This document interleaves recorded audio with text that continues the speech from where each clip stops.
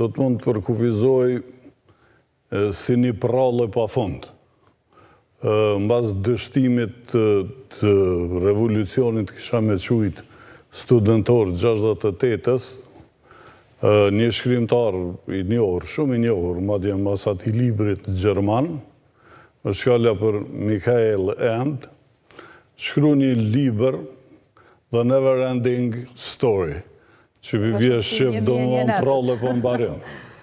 Dhe kjo prallë pa mbarim ndodh një djalosh 10 vjeçar futet me një botë të mërshme, fantastike, ku ndodh gjithçka, kur gjithë fargjinsh e krijesa të mërshme luftojnë kundër njëri tjetrit për shkatërimin e venit. Dhe një qelzaj, sa futet fell e ma fell, ato krijesat bëhen më të mërshme, situatat të bëhen edhe më të mërshme. Dhe ai djalosh është realisht qelsi i mbijetesës të atij planeti, të asaj tokët çuditshme. Përafërsisht si metaforë politike do të shërbente shumë mirë në realitetin tonë. Një libër që mbase do të sugjeruar politikanëve ta lexojnë. Mas 40 vjetëve, sa pi vjetë që është botue, ne kemi hyrë, domethënë kemi krijuar një ambient ku po shkatrojmë shtetin tonë. Dhe klasa jonë politike janë tash konstatimet rana këto që do t'i them, po janë fatkeqësisht vërteta. Kanë hyrë në ferrën e shkatërimit shtetit dhe pjesa e ferrit te komedia hyjnore, nëse e keni lexuar ju kujtohet, janë ato nën rrath të ferrit ku janë të rendisur njerëz simas veseve dhe simas të bomave, simas asaj për çfarë penalizohen. 2 rrath të fundit i 8 dhe i 9, në 8 janë mashtrues dhe në 9 janë tradhtarë. Ata që kanë tradhtu familjen, që kanë tradhtu shokët, që kanë tradhtu shtetin, që kanë tradhtu atë dhejën dhe që kanë tradhtu Zotin.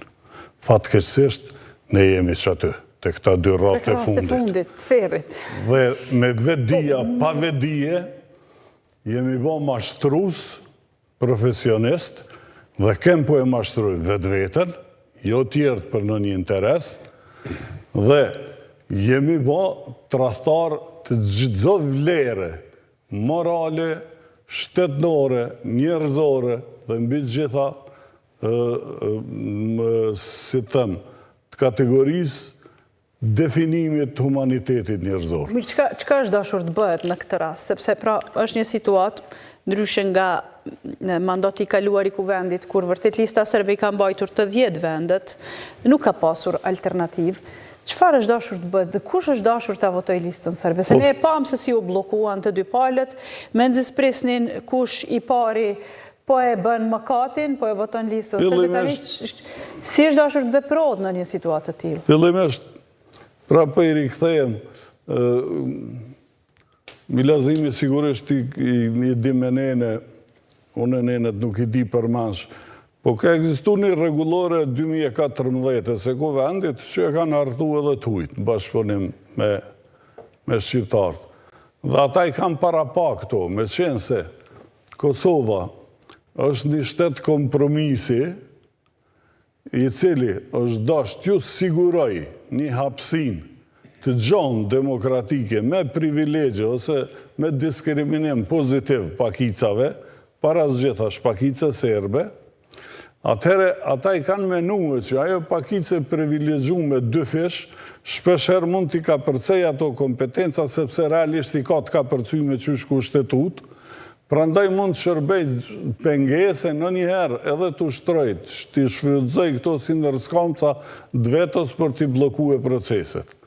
Dhe ata kanë pas kujdes që në kushtetut, në ligjet e aprovuara atëherë, po edhe në rregulloret, të mos lanë shteg për ndërskamca tilla. Dhe këto menoj Pakos Atisarit, që ka para par këto privilegje për komunitetin serb. Po pra. Dhe fati unikes që shumë ligjet që kanë qenë jashtëzakonisht mira dhe të hartuara nga ekspert ndërkombëtar, ne i kena ndryshuar shtash, Dhe i kemi zavendësue me ligje partizane, që kryesisht bazë i kanë ligjet serbe dhe të Shqipnisë, besa dhe të Rusisë. Ma dje dhe disa tërheqin rajt qysh nga koha e Leninit. Ishte vlerësuar e domosdoshme të ndryshoj rregulloria e kuvendit, pra. Po jo ndryshojnë pikat, kjo është padije e thellë, nuk ndryshojnë pikat, nuk ndryshojnë pikat që pikrisht i blokojnë qëto në rëskamca. Ta i ka ndryshu pikrisht që ato pika. Atje ka egzistue, për shambull si votohet kuvendi. Kryetari me 5 nën kryetarët. 3 nën kryetarë, do me thonë, nga 3 partit më të mëdha shqiptare, shumicës, dhe 2 nën kryetarë të pakicave, njëri pakicave të gjithë pakicave, dhe një, ekskluzivi pakice serbe. Dhe gjithë këta 5 nën kryetarë propozohen nga se cili grup i se cilit përfaqësues dhe votohen pako. Dhe këtu mbyllet mundësia që qoftë grupi serb, qoftë grupi i pakicave tjera, qoftë një parti ta blokoj kuvendin me një nën kryetar. Këta e kanë bot kundër të në tash. 2 nën kryetar, 3 nën kryetar e partive shqiptare votohen blok, dhe 2 nën kryetar të pakicave votohen veç e veç, nën kryetari i pakice serbe votohen nga shumica e pakice serbe, do me thonë nga 10 deputet, duhet ti deponojnë në nënshkrimet 6 deputet, të pakten, që ai të ka legitimitet që të votohet. Kushtetuesja nuk e pa shkelje faktin që kryetari kuvendit e ndau procedurën e votimit të... Po më ja garanton tash rregulloria në Shqipëton. Dhe rregulloria derivan... Ishte kontradiktore pak qëndrimi i gjykatës kushtetuese, sepse në 2 atë gjykimet e mëhershme, thirrej në praktikat e mëparshme. Apo, kësaj radhe nuk o thirë në praktikat e mëparshme.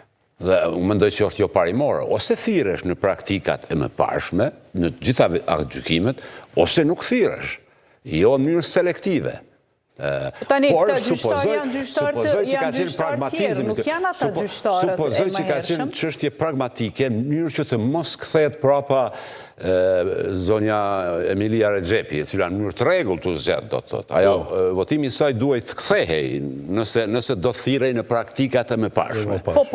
Po flasim për veprimin e gjykatës kushtetuese që ju besoni që duhet jetë konsistent, pavarësisht se kush është aty, nuk është më ai konstalacioni i gjyqtarëve të atëhershëm. Normalisht nuk ka, por ata duhet ta ndjekin. Absolutisht, për ndryshe atëherë kushtetuta bëhet lodër.